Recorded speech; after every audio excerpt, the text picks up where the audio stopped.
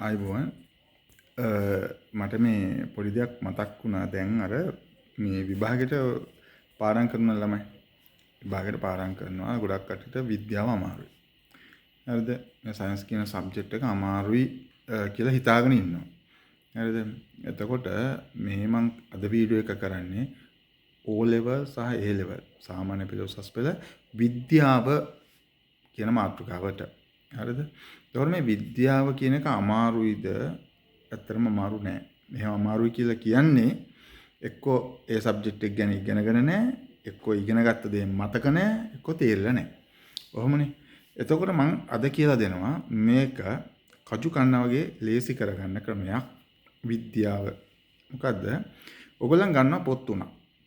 හරිද? විද්‍යාව කරන ළමයි ගන්න පොත් තුනක්. CR පොත් ගන්නවා නම් හොඳයි. ඒකෙන් එක පොතක් ගන්න. අර half sheet වගේ තියෙන ඉරි නැති පොතක් සිතියම් මෙහෙම අඳින්න ගන්න. ඒ වගේ පොතක් ගන්නවා එක පොතක්.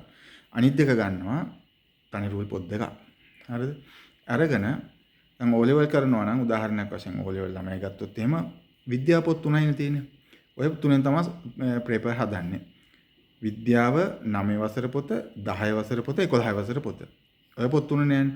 ඔය පොත් තුනේම හරිද? ඔය පොත් තුනේම තියෙන සියලුම රූප සටහන්.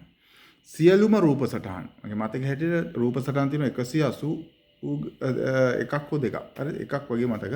හරිද? රූප සටහන්. ඒ රූප සටහන් ටික අර පොතේ අඳිනවා. හරිද? එක පිටුවකට එක රූපයේ බැගින් අර පොතේ අඳිනවා. මොන පොතේද? රූල් නැති පොතේ.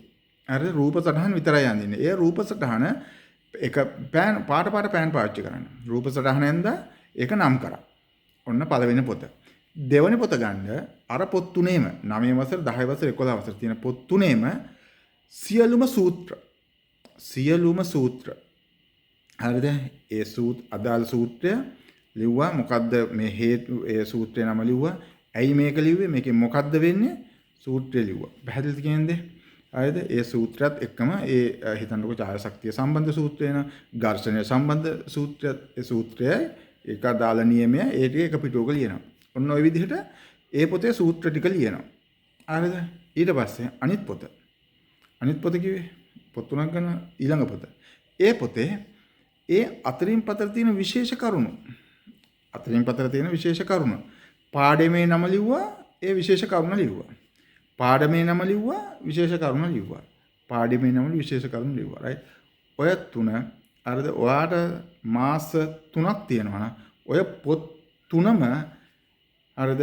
මං කියපු පොත් තුනම සම්පූර්ණ කම්ප්ලීට් කරන්න පුළුවන් සති දෙකක් ඇතුළත. හරිද?